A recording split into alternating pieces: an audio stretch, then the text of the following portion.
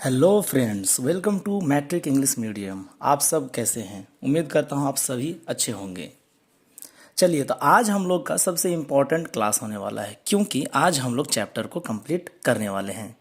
The rise of nationalism in Greece से हम start करेंगे और आज चैप्टर ख़त्म करके हम लोग क्या करेंगे, एमसीक्यूज भी कर लेंगे जो आपका एससीईआरटी में दिया हुआ है।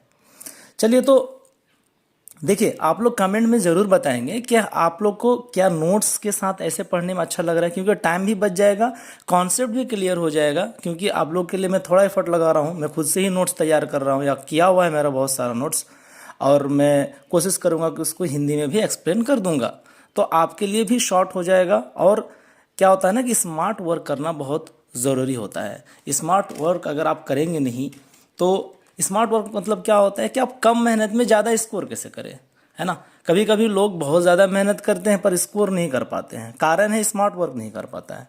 आप एक एक लाइन आप पढ़ करके उतना अच्छा मार्क्स नहीं ला सकते जितना कि आप उसको किसी भी चैप्टर का निचोड़ होना ज़रूरी है। इसीलिए जितना भी नोट्स बनाएंगे उतना अच्छा है आपके लिए और ज़्यादा आप स्कोर कर सकेंगे, है ना।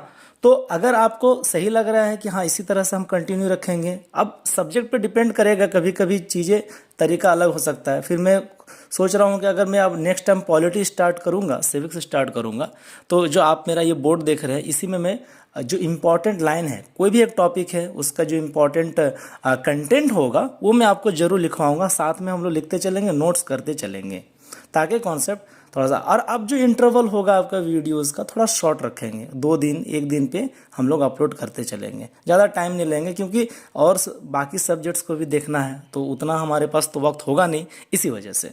तो चलिए आज हम लोग स्टार्ट करेंगे, फिर देखते हैं और बाद में फिर बात करते हैं। अभी हम लोग स्टार्ट करेंगे किसके बारे में, ग्रीस के बारे में, जो आपका अभी तक तो हम लोग ने पढ़ लिया था यूनिफिकेशन ऑफ जर्मनी के बारे में। आज हम लोग ख़त्म कर देंगे क्या क्या, ग्रीस के बारे में पढ़ेंगे, नेशनलिज्म कैसे आया ग्रीस में, और हंगरी के बारे में देखेंगे, थोड़ा पोलैंड के बारे में देखेंगे, और उसका जो आउटकम्स है, आखिर आउटकम क्या था उसका, वो भी हम देखेंगे। आउटकम मीन्स जो नेशनलिज्म आया यूरोप में, उनका बेसिकली उसका आउटकम क्या रहा, उनका फ़ायदा क्या रहा, उसका ऑब्जेक्टिव्स क्या रहा, उस तो वही हम लोग देखेंगे। वो मैं बुक में ही पढ़ के दिखा दूंगा आपको, बुक से ही पढ़ के दिखाऊंगा। उसका कोई आउटकम्स का मैंने कोई नोट्स नहीं बनाया, उसका नोट्स होता भी नहीं है, तो मैं वो आपको बुक से डायरेक्ट किताब से दिखा दूंगा। फिलहाल हम लोग ये नोट्स तैयार किए हैं नेशनलिज्म इन ग्रीस से, तो चलिए पढ़ते हैं। कुछ कुछ टर्म्स होता है इंग्लिश में, एससीईआरटी बुक में, हर एक बुक में आपका टेक्स्ट बुक में, तो वर्ड्स मीनिंग कम से कम एटलीस्ट आप इतना तो मेहनत कर ही सकते हैं कि वर्ड मीनिंग आप एक बार पढ़ ले, याद कर ले। वर्ड मीनिंग इंपॉर्टेंट है। कभी कभी क्या होता है ना कि क्वेश्चंस आते हैं और ऐसा वर्ड आ जाता है जिसकी वजह से आप वर्ड का मीनिंग ही नहीं समझ पा रहे, तो फिर क्वेश्चन क्या आप सॉल्व करेंगे, है ना। कभी कभी क्वेश्चन इस टाइप का आ जाता है कि एक शब्द पे पूरा क्वेश्चन छुपा हो रहा है और आपके एक शब्द की वजह से आप आंसर पूरा छोड़ के आ जाते हैं। बाद में पता चलता है यार ये कितना इजी था, इसका अगर मीनिंग पता होता तो मैं आंसर लिख के आता। बात समझ में है आपको? जैसे एक वर्ड है आपका बुक में मुझे मिला, ऑक्सीडेंटल। ऑक्सीडेंटल कल्चर मतलब वेस्टर्न कल्चर। वेस्टर्न ग्लोब के हिसाब से देखेंगे तो अमेरिका और यूरोप का अगर हम बात करें तो पश्चिमी संस्कृति को हम बोलते हैं वेस्टर्न कल्चर, है ना। उसी को हम ऑक्सीडेंटल कल्चर कहेंगे। रेनेसेंस, रेनेसेंस मतलब होता है rebirth of classical learning and wisdom. जो नेशनलिज्म चल रहा था तो उस वक्त आपका कहीं ना कहीं दोबारा पुनर्जन्म हुआ आपका, किसका, एक क्लासिकल चीज़ों को सीखने का, और लोगों के अंदर एक इंटेलेक्चुअल चीज़ पैदा हुआ। देखिए होता क्या है कि मेरा थोड़ा सा हिंदी कमज़ोर है, इसी वजह से मैं बहुत सारा प्योर हिंदी नहीं बोल पाता हूँ, तो प्रॉब्लम होता है, क्योंकि मेरा इंग्लिश बैकग्राउंड है, तो उस चीज़ के लिए मैं आपसे थोड़ा सा सॉरी बोलूँगा, क्योंकि फिर भी मैं ट्राई करता हूँ कि आपको सही से हिंदी में डिलीवर कर सकूँ, ठीक है। तो प्यारो बच्चों, आपको टेंशन नहीं लेना है उस बात का। चलिए अब हम लोग पढ़ते हैं। Turkish empire ruled in Greece at least 400 years. कम से कम 400 साल तुर्किश एम्पायर, तुर्किश वहीं ओटोमन एम्पायर, बहुत ही इंपॉर्टेंट है ओटोमन एम्पायर, पूरे कब्जा यूरोप में भी कब्जा करके रखा था, है ना। जैसे इंडिया में मुग़ल सल्तनत इम्पॉर्टेंट है, पावरफुल था, और मुग़ल और दिल्ली सल्तनत को मिला के अगर बात करें तो कम से कम 500 साल राज कर लिया। 1200 से लेकर के 1500 दिल्ली, और 1500 से लेकर 1700 आपका 1800 मुगल सल्तनत ने राज किया। तो उसी तरह से तुर्किश एम्पायर का है, कम से कम 400 साल उस पर इम्पैक्ट रहा आपका, ठीक है, ग्रीस में या फिर यूरोप के और बाकी हिस्सों में। चलिए, Greece completely independent in 1832। Greece जिसका कैपिटल, जिसका राजधानी एथेंस है, वो लगभग आपका जो सही तरीके से अगर वो आज़ाद हुआ तो 1832 में आज़ाद हुआ। तुर्किश, नेक्स्ट पॉइंट में पढ़ेंगे हम, Turkish empire defeated in the battle of Navarino in 1827। Turkish empire जो है बुरी तरह से उसका हार हुआ, कहाँ पे, नावारिनो युद्ध में, और 1827 में। तो नेवारिनो बैटल बहुत इंपॉर्टेंट है। Countries in involve in Navarino battle, कौन कौन देश आपका इन्वॉल्व था नावारिनो बैटल में? फ्रांस, रसिया और ब्रिटिश, ये कुछ इंपॉर्टेंट कंट्रीज हैं जो नावारिनो बैटल में, युद्ध में ये कंट्री का आपका, इस कंट्री का जो अलायंस हुआ, इसके मदद से तुर्किश एम्पायर को हरा पाया, क्योंकि बहुत ही ज़्यादा ताकतवर, पावरफुल एम्पायर था ओटोमन एम्पायर, तुर्क एम्पायर। नावारिनो जो है एक टाउन है, कहाँ पे, ग्रीस में। चलिए, Mahmud two was a ruler, या फिर सुल्तान बोलिए आप, नावारिनो बैटल में वही कमांड कर रहा था, ओटोमन एम्पायर का सुल्तान था। तो ये तो आपका टेक्स्ट में नहीं है, मैं अलग से दे दिया कि चलो भाई नावारिनो बैटल हुआ, तो इधर से तो मुझे समझ में आ रहा है कि ये सब कंट्रीज का अलायंस था तुर्किश एम्पायर को हटाने के लिए, क्योंकि यूरोप में नेशनलिज्म चल रहा था। तो फॉरेन का जो रूल था वो चाह रहा था कि चलो भाई विदेशी को ख़त्म कर दिया जाए। जैसे कि इंडिया में आपका ब्रिटिशर्स लोग आया था तो इंडिया में भी नेशनलिज्म स्टार्ट हुआ। तो उसी तरह से कोई कंट्री में अगर अलग कल्चर और लिंग्विस्टिक लोग अलग संस्कृति के लोग या फिर अलग भाषा बोलने वाले लोग अगर कहीं दूसरे जगह जाकर राज करता है तो उसके खिलाफ तो आपका राष्ट्रवाद स्टार्ट हो ही जाएगा। ये तो वाजिब बात है। चलिए, तो महमूद टू एक सुल्तान था नावारिनो बैटल के टाइम में, मीन्स ओटोमन एम्पायर का सुल्तान था। चलिए हम आगे देखते हैं। तो आपको स्क्रीनशॉट ले सकते हैं आप, ठीक है, इम्पॉर्टेंट है, आप पढ़ लीजिएगा इसको सही से, ताकि आप जल्दी से ऑब्जेक्टिव्स और क्वेश्चन आंसर कंप्लीट कर सकें। चलिए नेक्स्ट चलते हैं। चलिए, उसके बाद देखिए क्या है, उसके बाद है French revolution causes the rose of nationalism in Greece. Greece क्या, पूरे वर्ल्ड में अगर कहीं भी नेशनलिज्म स्टार्ट होता है तो वो फ्रांसीसी क्रांति फ्रांस का ही क्रांति था जो 1789 में हुआ। आपका फ्रांस का क्रांति सबसे इम्पॉर्टेंट है। यूरोप में क्या, पूरा वर्ल्ड में इम्पैक्ट अगर किया है तो फ्रांस का रेवोल्यूशन, फ्रेंच रेवोल्यूशन इम्पॉर्टेंट है। उसी ने इम्पैक्ट किया, उसी ने असर डाला, और नेशनलिज्म, राष्ट्रवाद जो है उजागर करने का बहुत बड़ा रोल या फिर किरदार आप समझ लीजिए फ्रेंच क्रांति का था। An organization founded named हैटरी फिलिके। अब इसको आप कैसे भी प्रोनाउंसिएशन कीजिए, लिखना तो आपको यही होगा HETAERAE, हैटरी फिलिके। एक संगठन था, ठीक है, एक संगठन था जिसका मतलब क्या होता है, इसका मतलब होता है फ्रेंडली सोसाइटी, दोस्ती वाला जो समाज है, एक अच्छा समाज, to support the Turkish government, to approve the Turkish government. अप्रूट मतलब किसी भी शासन को जड़ से उखाड़ के फेंकना, उसको अप्रूट कहते हैं। तो ऐसा संगठन बना जिससे हैटरी फिलिके नामक का एक संगठन बनाया, जिससे कि तुर्किश जो सरकार चल रहा था यूरोप में, उसको ओटोमन एम्पायर जो चल रहा था यूरोप में कब्जा करके रखा था, उसको जड़ से उखाड़ के फेंकने का काम करने के लिए आपका एक संगठन बनाया जिसका नाम हैटरी फिलिके है। दूसरा इंपॉर्टेंट बात, अब ये तो संगठन बना, किसने बनाया, सबसे इंपॉर्टेंट बात, 3 फाउंडर थे इसका। मैंने आधा शॉर्ट नाम लिखा है ताकि, क्योंकि यूरोपियन नेम है तो आपको याद करने में तो शॉर्ट में आप लिख दीजिएगा, इतना भी ना तो मार्क्स बहुत आ जाएगा। वैसे पूछेगा नहीं कि कौन फाउंडर है, बट मैंने फिर भी लिख दिया। ज़ैंथोस नामक का आदमी था, निकोलाउस, और आपका क्या है, शाकालोव टी साइलेंट है। 1814 में बनाया गया था, कहाँ पे, यूक्रेन देश में। यूक्रेन आपको पता ही है, यूक्रेन वार जो आपका रसिया और यूक्रेन में जो इतना युद्ध चला, आज भी चल रहा है, तो यूक्रेन वही कंट्री के बारे में बोल रहा है। यहीं पे बना था आपका कौन सा ऑर्गेनाइजेशन, हैटरी फिलिके, यूक्रेन में बना था। यूरोप कंटिनेंट में पड़ता है देश यूक्रेन। अब बड़ा कंट्री है, पावरफुल कंट्री भी है, लेकिन आज के डेट में रसिया से जो सटा हुआ देश है, लेकिन रसिया और यूक्रेन के दोनों के कन्फ्लिक्ट में यूक्रेन को बहुत नुकसान झेलना पड़ा। चलिए उसके बाद हम देखते हैं नेक्स्ट लाइन, बोर्गियोसी फ्रेंच वर्ड है एक, इसका मतलब होता है मिडिल क्लास। एक वर्ड मीनिंग हो गया बोर्गेसी, मिडिल क्लास, जिसमें business, merchants, honours, job holder, ये लोग के लोग आपका मिडिल क्लास के लोग थे बोर्गेसी। चलिए एक चीज़ और देख लेते हैं हम लोग, क्या है, ग्रीक रेबिलियन स्टार्टेड इन 1821। आपके बुक का एकदम शॉर्ट नोट, आपका किताब में जो है एससीईआरटी में, हिस्ट्री में, नेशनलिज्म इन यूरोप में, उसमें जो इंपॉर्टेंट लाइंस है उसको मैंने उठा के नोट्स बनाए। आप ही के बुक के ऊपर है, बाहर से कुछ नहीं पढ़ा रहा हूँ मैं। बाहर से ज़्यादा बाहर जाएंगे तो फिर सिलेबस में क्वेश्चन आएगा नहीं, तो फिर बोलिएगा कि सर बाहर से आप ज़्यादा पढ़ा दिए। ज़्यादा नहीं, एकदम लाइन टू लाइन जो आने का पूरा प्रोबेबिलिटी है, संभावना है, बस उतना ही हम लोग पढ़ेंगे।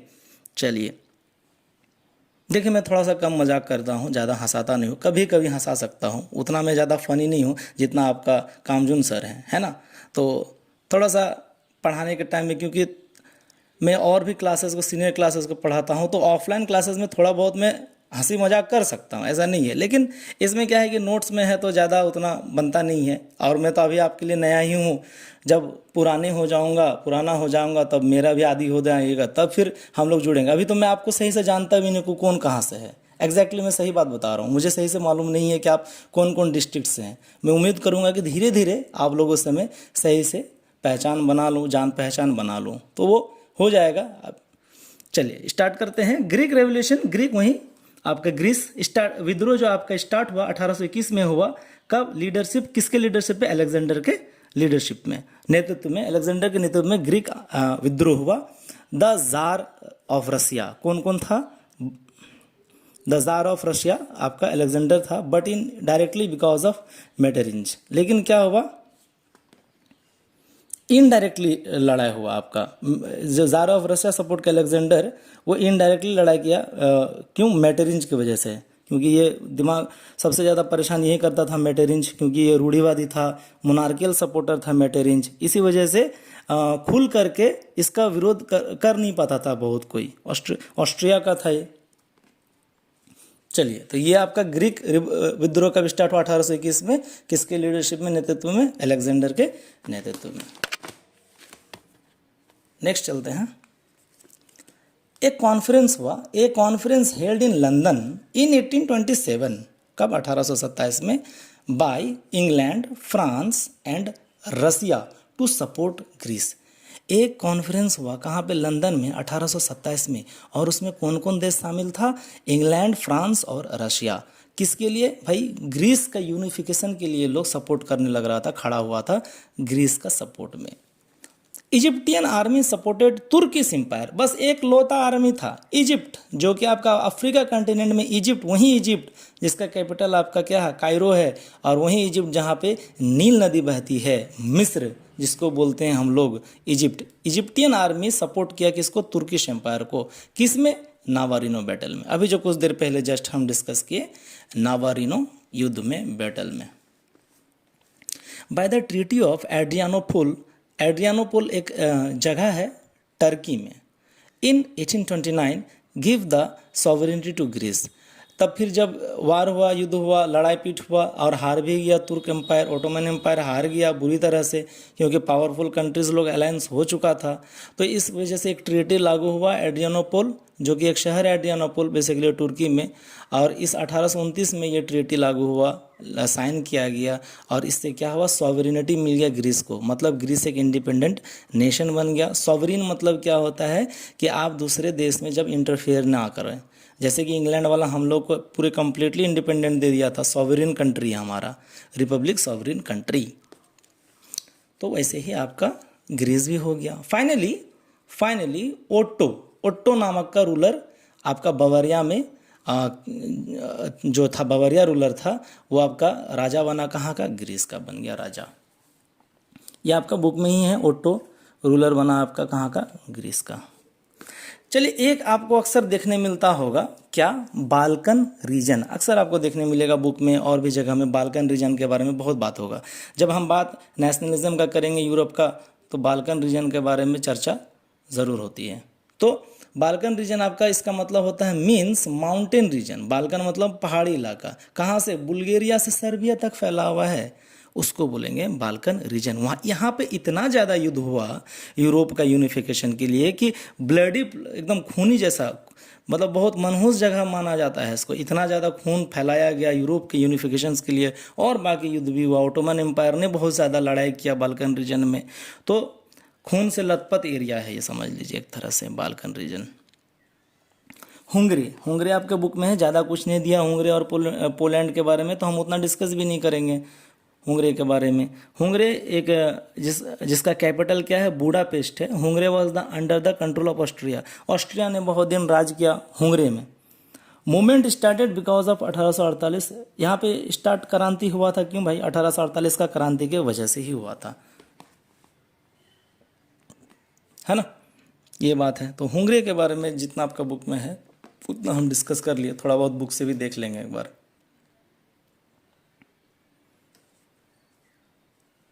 चलिए,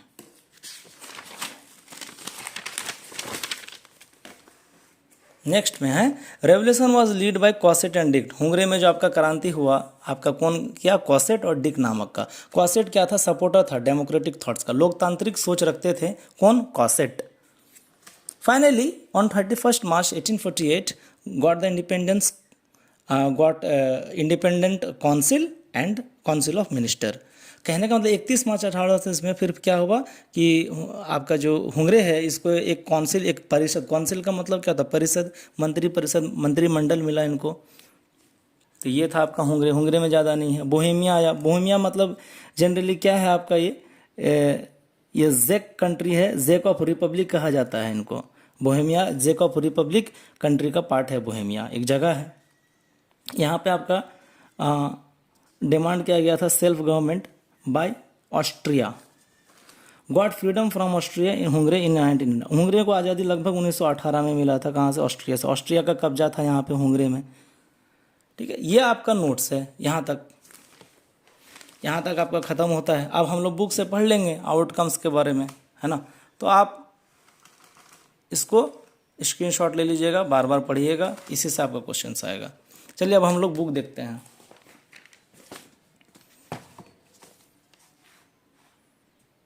बुक में हमने जितना भी चीज़ है इंपॉर्टेंट सब मैंने बता दिया, डिस्कस कर लिया हम लोग।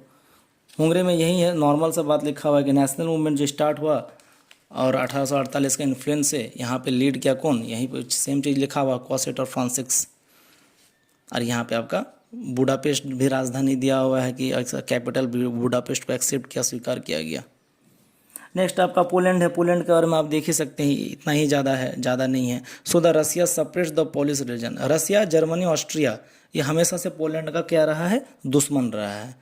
इसीलिए मैंने यहाँ लिख भी दिया Russia, Germany, Austria enemy of Poland. कभी भी इनको बढ़ने नहीं दिया गया है, इनको दबाया गया है, यूनिफिकेशन में हमेशा टांग अड़ाया है। रसिया सेपरेट कर दिया था पॉलिश रिबेलियन को। चलिए बोहेमिया में आते हैं। बोहेमिया तो आपका ऑस्ट्रियन रूलर का कंट्रोल में था और हंगेरियन डेवलपमेंट विकसित से ही यहाँ पे नेशनलिज्म स्टार्ट हुआ। डिमांड किया गया था सेल्फ गवर्नमेंट का। ठीक है, जेक मतलब वही रिपब्लिक ऑफ जेक जगह है। लोगों ने आंदोलन वायलेंट फॉर्म में हो गया था आंदोलन आपका वहाँ पे, लेकिन क्या हुआ कि लास्ट में फिर ऑस्ट्रिया ने दबा दिया, हिंसा वाला रूप ले लिया था आंदोलन वहाँ पे बोहेमिया में। तो बोहेमिया एक नॉर्मल सा जगह है आपका जेक रिपब्लिक कंट्री में। चलिए हम लोग बेसिकली बात करेंगे, ये तो आपका ज़्यादा दिया नहीं है तो इससे ज़्यादा क्वेश्चन रहेंगे नहीं इससे, फिर भी जो दिया था वो डिस्कस कर लिया हम। अब हम बात करते हैं आउटकम में, रिजल्ट में, कि नेशनलिज्म जो स्टार्ट हुआ आपका यूरोप में, इसका रिजल्ट क्या रहा। दिखाई दे रहा आपको? चलिए स्टार्ट करते हैं outcome. The development of sentiment of nationalism in Europe started the home of French revolution. ये हम लोग बात कई बार कर चुके हैं कि जो आपका राष्ट्रवाद स्टार्ट हुआ यूरोप में, कारण था आपका कौन? फ्रांसीसी क्रांति। ठीक है, जो कि पूरा एक यूनिफिकेशन जो है यूरोपियन स्टेट्स का इसी की वजह से हुआ था। As a result of that many big and small states emerged. इस वजह से छोटे मोटे, बड़े और छोटे हर तरह के राज्य इमर्ज होता है। चलिए यहाँ से देख लेते हैं। The negative aspects of nationalist tendency came openly on the fore in the form of nationalism by the end of second half of 19th century. तो जो आपका स्टार्ट हुआ, ओपनली स्टार्ट हुआ, खुलेआम राष्ट्रवाद स्टार्ट हुआ आपका मिड 19वीं की आधे 19वीं सदी में। Nation became everything for the people. जो राष्ट्र है आपका सब कुछ है लोगों के लिए, है ना, the ruler of every nation, चाहे कोई भी रूलर हो, कोई भी शासक हो किसी भी देश का, है ना। तो इसको भी शॉर्ट्स में पढ़ेंगे हम लोग। एज ए कॉन्सिक्वेंस, परिणाम स्वरूप क्या हुआ कि जो आपका छोटा मोटा जो भी स्टेट्स था, छोटा मोटा राज्य था, या अलग अलग ग्रुप का, बाल्कन का जो कास्ट ग्रुप्स था, वो सभी रीजन में आपका धीरे धीरे वहाँ पे बढ़ रहा था और ये राष्ट्रवाद का रूप ले रहा था। दूसरी तरफ अगर देखा जाए, the sense of nationalism, big European states जैसे कि इटली हो गया, जर्मनी हो गया, फ्रांस, इंग्लैंड, ये भी एक तरह से इम्पेरियलिस्ट सेंटिमेंट्स को अपने उन लोग के अंदर फैल रहा था। जो डेवलप्ड कंट्रीज थे यूरोप में, इटली थे, विकसित देश थे, जर्मनी, फ्रांस, इंग्लैंड, उसके अंदर एक तरह का किस तरह का भाव था, उन लोग का राजवाद वाला भाव था, इम्पेरियलिस्ट। इम्पेरियलिस्ट मतलब क्या होता है, जहाँ पे किंग का राज चले, राजाओं का राजा। Although for this imperialist tendency, the industrial revolution in Europe was equally responsible as were the other causes, है ना। तो यहाँ पे औद्योगिक क्रांति भी यूरोप में आपका कहीं ना कहीं दोनों बराबर, दोनों जिम्मेदार है आपका। किस चीज़ के लिए? नेशनलिज्म के लिए। औद्योगिक क्रांति भी वहाँ उस बीच में हुआ, इतना सारा लड़ाई पीट हुआ, उसके बाद इंडस्ट्रियल रेवोल्यूशन भी स्टार्ट हुआ। कहाँ पे? यूरोप में। ठीक है। This tendency for the first time targeted the Asian and the African countries where European countries establish their colony. अब धीरे धीरे क्या हुआ, यहाँ पे नेशनलिज्म हुआ, कहाँ पे? यूरोप में। और जब पूरा देश यूनाइट हो गया, जब सब यूनाइट हो गया, उसके बाद लोग का पावर तो बंटवारा हो गया, अपना अपना सबको इंडिपेंडेंट नेशन बन गया। जर्मन हो या इटली हो या फ्रांस हो, ऑस्ट्रिया हो, सभी का यूनिफिकेशन होता है यूरोप में। तब लोग कहाँ अब जा रहे थे? टारगेट कहाँ किया? एशियन कंट्री को, अफ्रीकन कंट्री को। एशिया में हमारा देश भी आता है, चाहे वो अफगानिस्तान हो, कोई भी कंट्री हो, एशिया का पूरा कंट्री, कुछ कुछ पार्ट चाइना का हो गया। अफ्रीका में तो स्लेवरी सिस्टम स्टार्ट कौन किया था? यूरोपियन लोग ने ही गुलामी वाला प्रथा लागू किया था। तो यहाँ पे लोग अपना अपना कॉलोनी फैलाने लग रहा था। इंडिया में कॉलोनी बना, फ्रेंच कॉलोनी बना। आखिर फ्रांस के लोग तो आए थे, कहाँ आए थे? पौंडीचेरी आए थे। पोर्तुगल लोग नहीं आए थे, गोवा में पोर्टुगीज लोग आए थे। आप पढ़े ही होंगे इस चीज़ के बारे में। Asian and African where the अलग अलग कॉलोनीज बनने लग रहा था। The base of the industrial revolution was the exploitation of this countries. Basically जो औद्योगिक क्रांति हुआ, किसी भी देश में औद्योगिक क्रांति हुआ तो शोषण के, बिना शोषण के नहीं हुआ।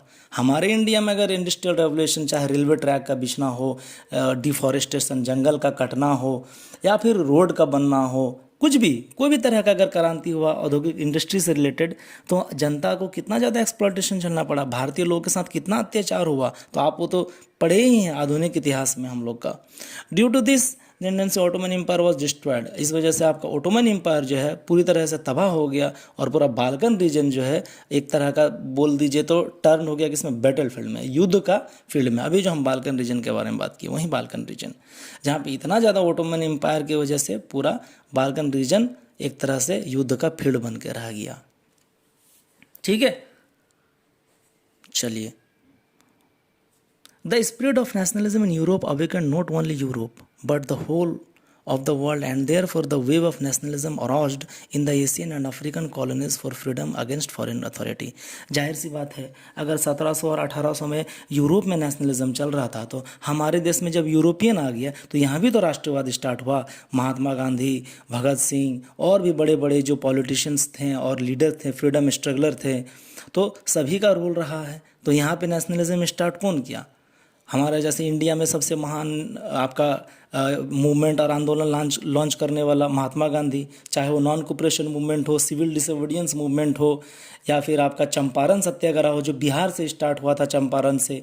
तो इतना बड़ा बड़ा जो आंदोलन चालू हुआ, ये क्या था? नेशनलिज्म ही था। किसके खिलाफ? यूरोपियन के खिलाफ। ब्रिटिश इंडिया में कब्जा कौन किया था? अंग्रेज वाला।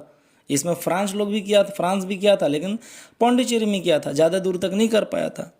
तो ठीक है, अब आगे देखते हैं। In this context even in India, अगर इस संदर्भ में देखा जाए भारत में, message of European nationalism had started reach. Tipu Sultan, the ruler of Mysore, Hyder Ali का जो बेटा था आपका टीपू सुल्तान, जो कर्नाटका में है ये जगह मैसूर, ये वहाँ पे उनका बहुत ज़्यादा सम्मान है, क्योंकि उसने अंग्रेज के खिलाफ 2 बार जंग जीता।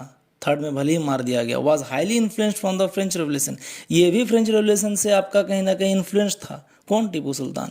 Under this influence he also got a Jacobin club, जैसे कि जैकोबिन क्लब वहाँ पे बना था, है ना, वैसे भी यहाँ पे फ्रांस में जैसे बना, तो यहाँ भी जैकोबिन क्लब बना, और उनका मेंबर कौन था? टीपू सुल्तान ही था।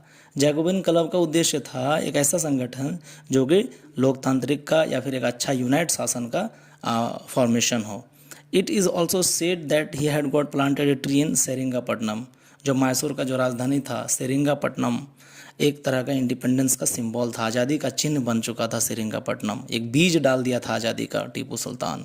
ऑन दी अदर हैंड, दूसरी तरफ अगर देखा जाए तो बहुत तरह का जो सामाजिक और धार्मिक रिफॉर्मर्स थे, आंदोलन आपका 1900 सदी में आपका स्टार्ट हुआ था पूरे देश में। उन आधा 1857 में जो आपका देख लीजिए देश में क्रांति चला, है ना। तो ये बहुत इम्पोर्टेंट लाइन है, यहाँ पे आप देख सकते हैं। फॉर द एग्जाम्पल, जैसे उदाहरण के तौर पे अगर देखा जाए तो राजा राम मोहन रॉय भी हमारे देश का सबसे बड़ा सोशल रिफॉर्मर था, जिनका रोल था सती प्रथा को तोड़ना। लॉर्ड विलियम बेंटिंग के साथ मिल करके राजा राम मोहन रॉय ने सती प्रथा को भारत में ख़त्म किया था, और 1829 में शिक्षा का नीति लेकर आया था। 1829 में टूक much interest in the international event, और इंटरनेशनल जो अंतर्राष्ट्रीय इवेंट होता था उनके बारे में समझता था कि वो दूसरे देश में क्या हो रहा है। भले पहले मीडिया नहीं था, लेकिन फिर भी बात फैल जाता था लोगों के through.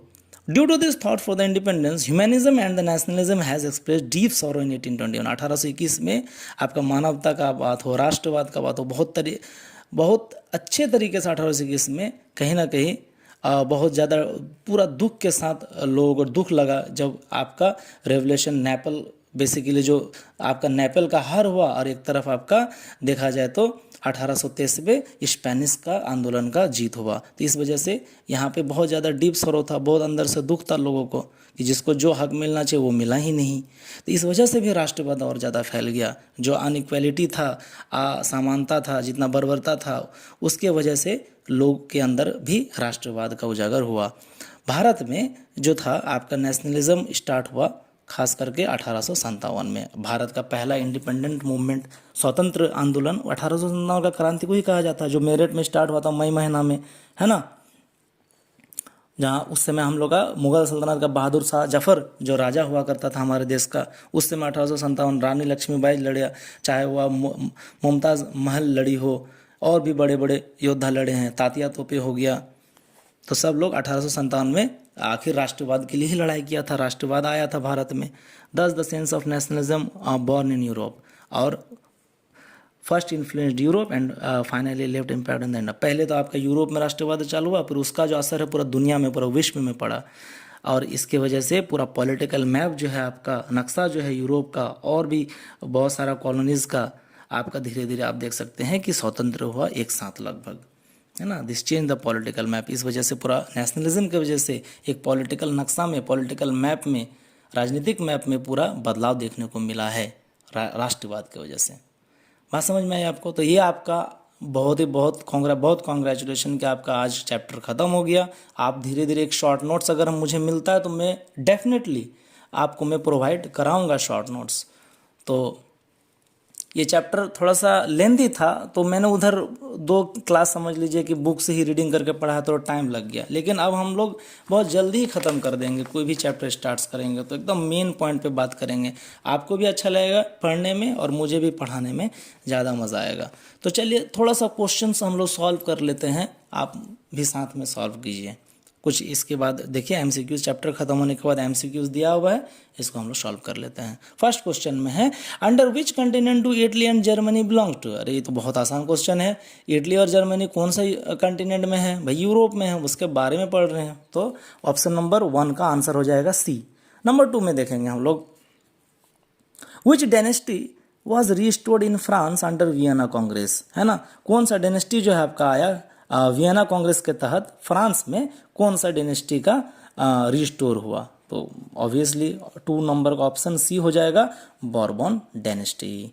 Number 3, with which organisation was Mazzini associated. किस संगठन से मजीनी का जुड़ा हुआ था? मजीनी जो है किस संगठन से जुड़ा हुआ था? तो 3 का आंसर हो जाएगा बी, कारबोनारी। चलिए 4 नंबर में हम देख लेंगे, which among the following was against unification of Italy and Germany, कौन सा देश इसमें से जो है ना कौन नहीं चाहता था भाई, वो तो हम लोग नोट्स में पढ़ाए थे कि इटली और जर्मनी का कौन यूनिफिकेशन नहीं चाहता था, तो 4 का ऑप्शन सी हो जाएगा, ऑस्ट्रिया। सबसे पावरफुल जो आपका एम्पायर था ऑस्ट्रिया एम्पायर ही था। नंबर 5 में देंगे, on which post of the Victor Emmanuel appointed count Cavour, कौन से पोस्ट में काउंट क्वाइबर को विक्टर इमानुएल अपॉइंट किया, तो 5 का नंबर हो जाएगा सी, प्रधानमंत्री, प्राइम मिनिस्टर। चलिए क्वेश्चन नंबर 6 देखेंगे हम लोग। व्हाट वाज गरीबल्दी बाय प्रोफेशन, अरे पेशेवर से गरीबल्दी क्या थे, ये तो हम लोग ये भी पढ़े हैं हम लोग, सिपाही थे, फार्मर थे, या लैंडलॉर्ड थे, या फिर सेलर थे।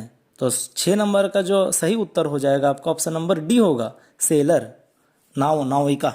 नंबर 7 में, who founded the German Rhine state, German Rhine state का कौन फाउंड किया था, तो ऑप्शन नंबर बी हो जाएगा, Napoleon Bonaparte. Number 8, Zollverein was an organization of, Zollverein के बारे में आपको नोट्स में एकदम मैंने पढ़ाया है, तो 8 का जो ऑप्शन हो जाएगा वो बी हो जाएगा, मर्चेंट, व्यापारी। देखिए और इधर कितना क्वेश्चन है, चलिए ज़्यादा नहीं है, थोड़ा सा है। Option question number 9, who started the policy of blood and iron, ये भी हमने पढ़ा नोट्स में कि ब्लड और आयरन का जो नीति है कौन अपनाया। 9 नंबर में बिस्मार्क, उसको लगा कि भाई आर्मी होना बहुत ज़रूरी है, तो मिलिट्री पावर उन्होंने बढ़ा दिया और इस वजह से बैटल जीता भी। और यूनिफिकेशन में अगर कोई इंसान का सबसे ज़्यादा रोल है तो ओटो वन बिस्मार्क का रोल है, याद रखिएगा। चलिए क्वेश्चन नंबर 10 पे देखते हैं, when was the treaty of Frankfurt signed, बहुत आसान क्वेश्चन है, डेट वाला है। ट्रीटी ऑफ फ्रैंकफर्ट कब साइन किया गया, 1871, तो 10 का ऑप्शन नंबर डी। चलिए 11 नंबर में देखते हैं, literature and knowledge of science of which country inspired the European, अरे पूरे यूरोप में सबसे ज़्यादा कौन इंस्पायर किया, कौन सबसे ज़्यादा जागरूक किया, लोगों को बताया, मेडिसिन के बारे में हो या फिर आपका लिटरेचर के बारे में हो या फिर नॉलेज के बारे में, हर चीज़ में सबसे आगे कौन था बताइए, सबसे आगे था आपका ग्रीस। ठीक है, ग्रीस माना जाता है, ग्रीक एक टाइम इतना इंटेलिजेंट था कि बहुत ज़्यादा इन्वेंशन हुआ था, बहुत सारा चीज़ आविष्कार हुआ है ग्रीक में। बायोलॉजी का तो मत पूछिए, पूरा ग्रीस ही दिया है मेडिसिन के बारे में। तो 11 का ऑप्शन बी हो जाएगा, ग्रीस, जिसका राजधानी है एथेंस। लास्ट क्वेश्चन है आपका एमसीक्यूज में 12 number, which country did the treaty of Adriano in 1829, Adrianople का ट्रीटी तो हम लोग पढ़े हैं नोट्स में, ये भी हम लोग का पढ़ा हुआ है, तो कौन सा कंट्री में आपका एड्रियानो है ये भी पढ़े हैं, तो जाहिर सी बात है कि कौन कंट्री किया था ट्रीटी ऑफ एड्रियानो 1829 में, उस कंट्री का नाम है टर्की, तुर्की। चलिए 12 का ऑप्शन हो जाएगा ए नंबर, तुर्की। तो हम लोग का ऑब्जेक्टिव्स खत्म हो गया। नेक्स्ट टाइम हम लोग फिल इन द ब्लैंक्स भी करेंगे, एक लास्ट आखिरी वीडियो इसका पूरा question answer, fill in the blanks, match the following सब करेंगे, बस उसके बाद आपका ये चैप्टर खत्म हो जाएगा। इसके बाद जो भी हम कमेंट सेक्शन में बात कीजिए कौन सा हम लोग सब्जेक्ट्स के बारे में पढ़ाएंगे, लेकिन मेरा जो ऑप्शन है, मेरा चॉइस है वो सुन लीजिए, मुझे लगता है कि पॉलिटी स्टार्ट कर देना चाहिए। तो आप भी बताइए कि क्या हम लोग स्टार्ट करेंगे। ये चैप्टर खत्म हो गया, इसके रिलेटेड एक छोटा सा हम लोग वीडियोज़ और बनाएंगे, सेशन लास्ट सेशन रहेगा आपका क्वेश्चन आंसर से रिलेटेड।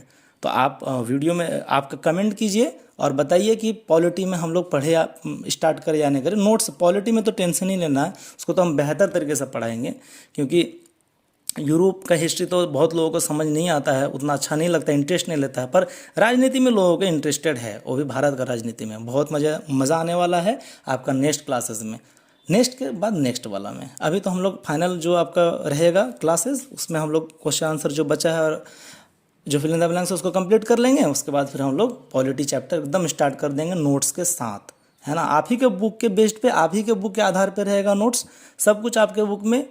जैसे अभी हम लोग एमसीक्यूज बनाए तो नोट्स से ही फंस गया पूरा, तो इसी हिसाब से हम लोग नोट्स बनाएंगे और आगे बढ़ते चलेंगे। चैनल को आप सब्सक्राइब करना ना भूलें। जो भी नए बच्चे हैं, हम बिहार बोर्ड का तैयारी कराते हैं। जो बच्चे इंग्लिश मीडियम से हो या फिर आप बिहार बोर्ड से भी हैं, चाहे हिंदी मीडियम से हो, तब भी आप ज्वाइन कर सकते हैं। नॉलेज तो नॉलेज होता है, या सीबीएसई के बच्चे हो वो भी ज्वाइन कर सकते हैं। लेकिन स्पेशल हम लोग का इफेक्ट रहता है कि हम लोग कोशिश करते हैं कि इंग्लिश मीडियम के बच्चे जो हैं 10th क्लास में, उसका हम लोग तैयारी कराते हैं। तो चैनल को सब्सक्राइब करना बिल्कुल ना भूलें और शेयर करना ना भूलें। थैंक यू वेरी मच, मिलते हैं अगले वीडियो में, तब तक के लिए टेक केयर।